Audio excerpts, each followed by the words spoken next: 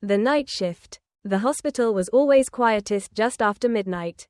The fluorescent lights hummed softly, and the only sounds were the distant beeping of monitors and the occasional whisper of nurses passing in the hall. Emma, a young nurse with a gentle smile and tired eyes, had worked the night shift for 3 years. She found comfort in the stillness, even if the loneliness sometimes felt like an extra weight on her chest. One rainy night, during a particularly slow shift, she was assigned to room 207, a temporary room for patients awaiting surgery. There she met Daniel, a travel photographer who had been admitted after a motorcycle accident on his way back from a trip to the mountains. He was charming, even with a cast on his leg and a bandage across his forehead. And he had a way of telling stories that made Emma forget she was at work.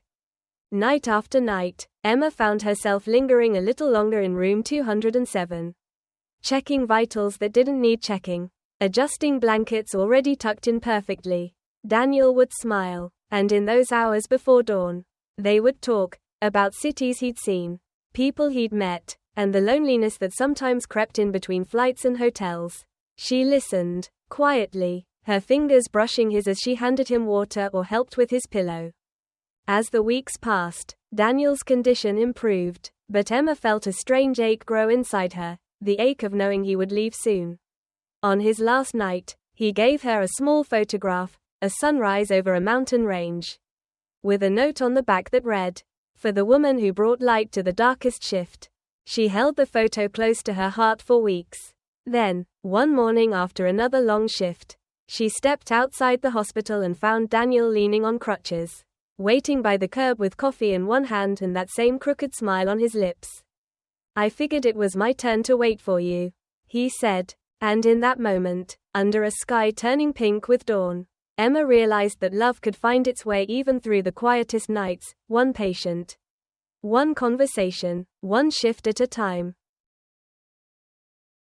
Whispers of the wind. In a quiet coastal town called Alridge, where the sea whispered secrets to the wind and the cliffs stood tall like sentinels of time, lived a girl named Alara. She worked at a small bookshop nestled between a lighthouse and a cafe, spending her days surrounded by stories and the scent of old pages. Alara was the kind of person who noticed the small things, like how the seagulls always flew in a V-shape before a storm, or how the old man who visited every Tuesday always smelled faintly of sea salt and lavender. She believed in the power of stories and, somewhere deep in her heart, in the magic of true love, though she'd never felt it herself. Everything changed on a rainy afternoon in October. The bell above the door rang softly, and in walked a stranger, drenched, windblown, and carrying a camera around his neck.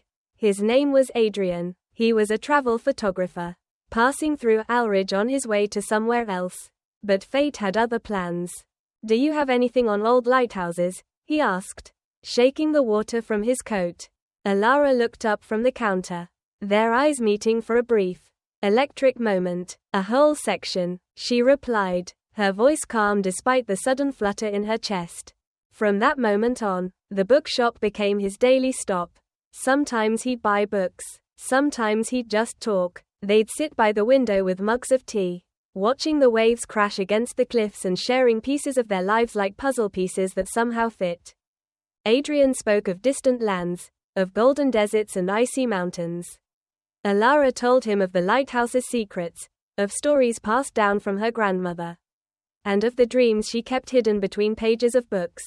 And slowly, like the tide pulling at the shore, they fell in love. But just as the wind brings people together, it can also carry them apart.